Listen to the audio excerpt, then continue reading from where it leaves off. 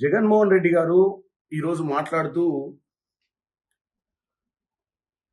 రాహుల్ గాంధీ గారికి చంద్రబాబు నాయుడు గారి మధ్యన రేవంత్ రెడ్డి గారు వాళ్లకు హాట్ లైన్ లో ఉంచడం వల్లనే ఈరోజు ఆంధ్రప్రదేశ్లో జరిగినటువంటి ఎలక్షన్ కమిషన్ అవకతవకల గురించి మాట్లాడలేదని చెప్పి వ్యంగ్యంగా మాట్లాడడం జరుగుతుంది. నేను ఒకటే చెప్పదలుచుకున్నా, జగన్మోహన్ రెడ్డి గారు ఫస్ట్ మీరు ఎన్నికలు ఓడిపోయిన తర్వాత మీ ఆలోచన విధానం ఏందో నాకు అర్థం కాలేదు.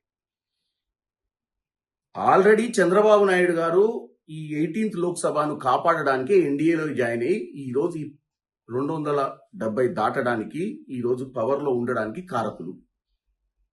మీరు ఎవరినన్నా బ్లేమ్ చేస్తే, మీ రాష్ట్రంలో ఏమైనా తప్పులు జరిగి మీరు ఓడిపోవడానికి కారణమైతే ఎలక్షన్ కమిషన్ ఆఫ్ ఇండియా మీరు బ్లేమ్ చేయాల్సింది నరేంద్ర మోడీని, అమిత్ షా గారిని. మీరు వారిని బ్లేమ్ చేయకుండా రాహుల్ గాంధీ గారి ఇంటిగ్రిటీ గురించి మాట్లాడటం చాలా ఆశ్చర్యకరంగా, చాలా హాస్యాస్పదంగా ఉంది. ఎందుకంటే మీరు ఈరోజు రాహుల్ గాంధీ గారు మహారాష్ట్రలో, హర్యానాలో, బీహార్లో, కర్ణాటకలో జరిగిన విషయాలు ఎందుకు మాట్లాడుతున్నాడు? అవి కొన్ని examples. Election commission of India తీసుకునేటువంటి నిర్ణయాలు చాలా దౌర్భాగ్యం అని, ఈ డెమోక్రసీకి అని వారు చెప్తున్నప్పుడు మీరు కూడా రాహుల్ గాంధీ గారికి మద్దతు ఇచ్చి రేపు విజయవాడలో జరుగుతున్నటువంటి ధర్నాలో పాల్గొనాల్సిన అవసరం ఉంది. అంతే తప్ప తెలుగు రాష్ట్ర ప్రజల్ని తప్పుతో పట్టించే విధంగా మీరు మాట్లాడి రాహుల్ గాంధీ గారి ఇంటిగ్రిటీ గురించి మాట్లాడే అర్హత మీకు లేదు. ఎందుకంటే రాహుల్ గాంధీ గారే ప్రధానమంత్రి కావాలనుకుంటే 2004-09లో ఆయన ఆపేవాడే లేకుండే. కానీ ప్రజా సమస్యల మీద పోరాటం చేయాలని ఎలా అయినా ఈ ఎలక్షన్ కమిషన్ ఆఫ్ ఇండియా మీద పోరాటం చేస్తుండ్రు.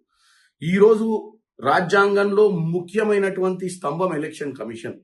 ఈ ఎలక్షన్ కమిషన్ ని నిలదీయకపోతే నిన్న మీకు అన్యాయం జరిగింది, ఇక్కడ కేజ్రీవాల్ గారికి అన్యాయం జరిగింది, రేపు ప్రతి ఒక్కరికి జరుగుద్ది. ఆయన చేసే పోరాటం ఒక్క రాష్ట్రం కోసం కాదు, ఆయన చేసే పోరాటం దేశ వ్యాప్తం కోసం చేస్తుంది.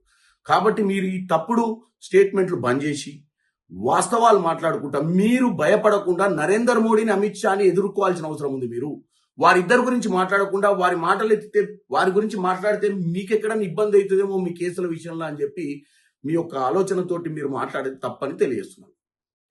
జగన్మోహన్ రెడ్డి గారు ఈరోజు మాట్లాడుతూ రాహుల్ గాంధీ గారికి చంద్రబాబు నాయుడు గారి మధ్యన రేవంత్ రెడ్డి గారు వాళ్లకు హాట్ లైన్ లో ఉంచడం వల్లనే ఈరోజు ఆంధ్రప్రదేశ్లో జరిగినటువంటి ఎలక్షన్ కమిషన్ అవకతవకల గురించి మాట్లాడలేదని చెప్పి వ్యంగ్యంగా మాట్లాడడం జరుగుతుంది. నేను ఒకటే చెప్పదలుచుకున్నా, జగన్మోహన్ రెడ్డి గారు ఫస్ట్ మీరు ఎన్నికలు ఓడిపోయిన తర్వాత మీ ఆలోచన విధానం ఏందో నాకు అర్థం కాలేదు. ఆల్రెడీ చంద్రబాబు నాయుడు గారు ఈ 18th లోక్సభను కాపాడడానికి ఎన్డీఏలో జాయిన్ అయ్యి ఈరోజు 270 దాటడానికి ఈరోజు పవర్లో ఉండడానికి కారకులు. మీరు ఎవరినన్నా బ్లేమ్ చేస్తే, మీ రాష్ట్రంలో ఏమైనా తప్పులు జరిగి మీరు ఓడిపోవడానికి కారణమైతే ఎలక్షన్ కమిషన్ ఆఫ్ ఇండియా మీరు బ్లేమ్ చేయాల్సింది నరేంద్ర మోడీని, అమిత్ షా గారిని. మీరు వారిని బ్లేమ్ చేయకుండా రాహుల్ గాంధీ గారి ఇంటిగ్రిటీ గురించి మాట్లాడటం చాలా ఆశ్చర్యకరంగా, చాలా హాస్యాస్పదంగా ఉంది. ఎందుకంటే మీరు ఈరోజు రాహుల్ గాంధీ గారు మహారాష్ట్రలో, హర్యానాలో, బీహార్లో, కర్ణాటకలో జరిగిన విషయాలు ఎందుకు మాట్లాడుతున్నాడు? అవి కొన్ని examples. Election commission of India తీసుకునేటువంటి నిర్ణయాలు చాలా దౌర్భాగ్యం అని, ఈ డెమోక్రసీకి అని వారు చెప్తున్నప్పుడు మీరు కూడా రాహుల్ గాంధీ గారికి మద్దతు ఇచ్చి రేపు విజయవాడలో జరుగుతున్నటువంటి ధర్నాలో పాల్గొనాల్సిన అవసరం ఉంది.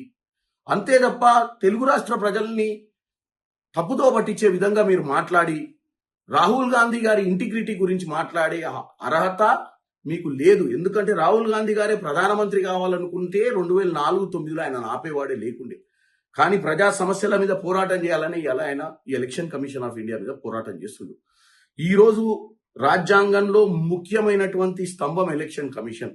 ఈ ఎలక్షన్ కమిషన్ ని నిలదీయకపోతే నిన్న మీకు అన్యాయం జరిగింది, ఇక్కడ కేజ్రీవాల్ గారికి అన్యాయం జరిగింది, రేపు ప్రతి ఒక్కరికి జరుగుద్ది. ఆయన చేసే పోరాటం ఒక్క రాష్ట్రం కోసం కాదు, ఆయన చేసే పోరాటం దేశ వ్యాప్తం కోసం చేస్తుంది. కాబట్టి మీరు ఈ తప్పుడు స్టేట్మెంట్లు బంద్ చేసి వాస్తవాలు మాట్లాడుకుంటా, మీరు భయపడకుండా నరేంద్ర మోడీని, అమిత్ షాని ఎదుర్కోవాల్సిన అవసరం ఉంది. మీరు వారిద్దరి గురించి మాట్లాడకుండా వారి మాటలు ఎత్తితే, వారి గురించి మాట్లాడితే మీకెక్కడైనా ఇబ్బంది అవుతుందేమో మీ కేసుల విషయంలో అని చెప్పి మీ యొక్క ఆలోచనతోటి మీరు మాట్లాడేది తప్పని తెలియజేస్తున్నాను.